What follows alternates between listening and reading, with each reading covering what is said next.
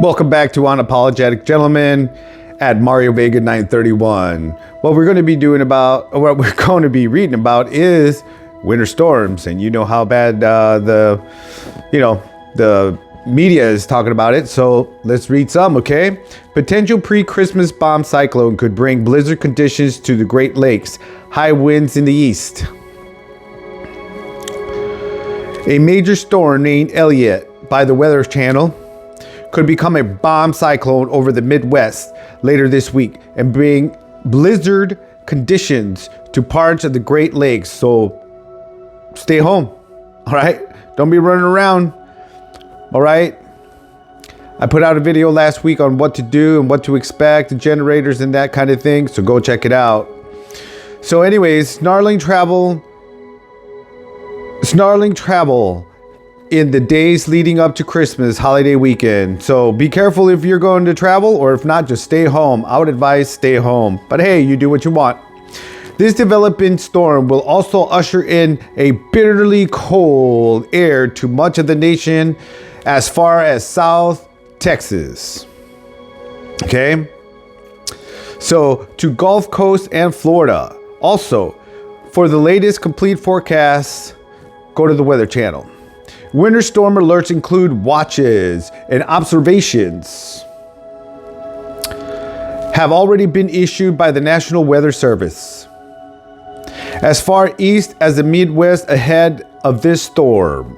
Among the cities include Chicago, Des Moines, Iowa, Milwaukee, Minneapolis, St. Paul, and Omaha. Below will step you through the timing, snowfall outlook, winter forecast, and other impacts from the storm. Then we'll provide perspective of the bomb cyclone and how the storm lines up with other December and all-time Great Lakes storms. Forecasting timing. Winter storm Elliott is arriving in the Pacific Northeast and North Rockies today. This includes Seattle, where several inches of snow are expected downtown, not simply in the foothills or high countries. Expect slippery, snow-covered travel in the metro area. So hey, stay home. But hey, you do what you want. Wednesday, okay? The storms will spread into the plains as the powerful Arctic cold front plunges southwest. Snow could be heavy, accompanied with some strong winds in part of the central plains and upper Midwest. Travel will become hazardous. Okay? Wednesday night in the areas shaded in the dark teal color below. In the east, some light sleet, freezing rain, and snow could develop at night. From parts to West North Carolina to West Virginia and Eastern West Virginia. Okay, so they're looking at like Des Moines, Minnesota, all this rain over by Cincinnati, Nashville, Tennessee, Atlanta, Roanoke. Thursday, okay, the storm will intensify in the Midwest, so take heed, y'all. With areas of heavy snow and rain changing quickly to snow as the Arctic front races through. Strong winds will spread from the plains to the Midwest and South. Expect dangerous travel conditions. Stay home. For the Central Plains to Upper Mississippi Valley, with blizzard conditions in some areas. If you don't have snow tires, stay home.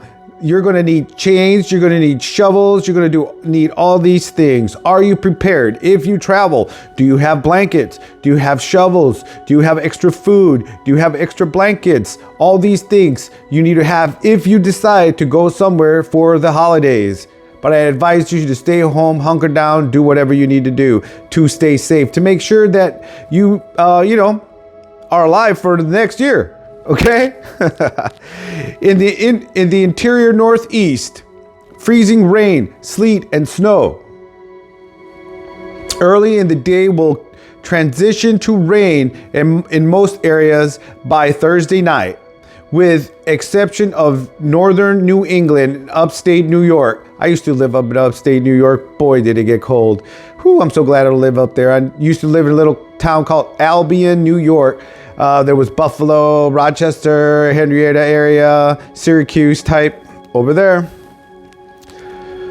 So, Friday and beyond, okay? The storm will reach its peak intensity with high winds, heavy snow, and potential blizzard conditions as part of the Great Lakes. So, Michigan. From Wisconsin to Illinois to part of Michigan, Indiana, and Ohio. Okay? High winds are also expected over much of the east as far south as Georgia. On my mind. Georgia on my mind. And North Carolina and Carolinas. And early day rain from at least North Carolina northward may abruptly change over a brief period of snow before ending quickly. Saturday, the storm will move rather quickly into eastern Canada, but strong winds will likely linger in much of the Great Lakes and upper Mississippi Valley. Those winds blowing over the Great Lakes could produce bands of heavy lake effects. I know what that is. Lake effects. You're going to get a lot of snow. We used to deal with it over by Lake Erie. All right. So again, lake effect snow that could last into Christmas Day in eastern Great Lakes. How much snow? While we're confident Elliott will be an intense storm, typically uncertainty in the exact track of the low pressure system several days away means snowfall forecasts are still a bit uncertain too. So just expect the worst and hope for the best. However, this storm has a potential to dump up to a foot of snow for now. That potential is highest in western Great Lakes, from Wisconsin and northern Illinois and Michigan and northern Indiana. That's particularly true in the snow belt, where winds blowing over the lakes may enhance the snowfall downwind Lake Superior and Michigan. A rather widespread area from the plains of Nebraska to Kansas to central Indiana and Ohio has a chance to pick up at least 5 inches of snow, and at least light snow totals might be enough to make roads slick. As far south as part of Oklahoma, northern Arkansas, and Tennessee. In the interior northeast, snowfall totals generally up to about 6 inches, they say, are expected, with some accumulation possible. Thursday, before precipitation changes to rain, then again. After the cold front swings through Friday, higher amounts are expected late Friday and Saturday in the lake effect snow belt. Okay, so they got, everything from Iowa, Wisconsin, all those places I just mentioned. They're all covered in blue. Okay, so while the snow forecast has uncertainty, the wind forecast is more while the snow forecast has uncertainty, the wind forecast is more straightforward. As mentioned earlier, the winds will increase in the plains beginning Wednesday night into Thursday, but the strongest winds from the storm are expected Friday into early Saturday in the Midwest and along the East Coast from northern England to Georgia on Friday. All right.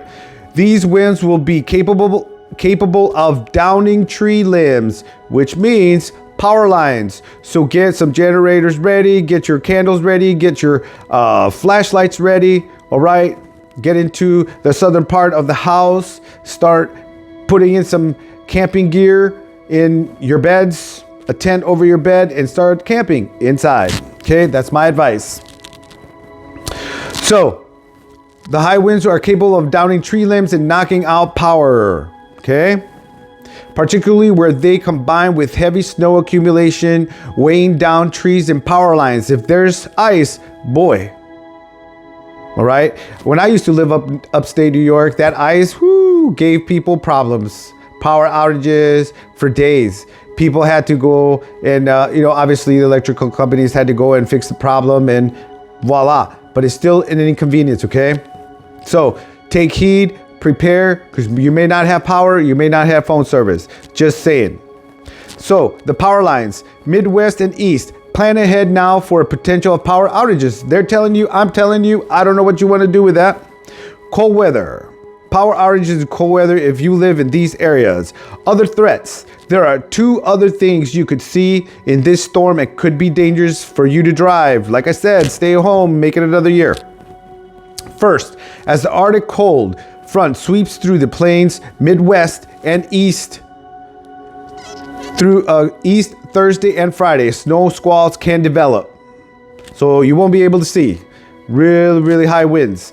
These are bursts of snow, but they're brief, typically lasting less than an hour, but you still can get lost, confused, and freeze, okay?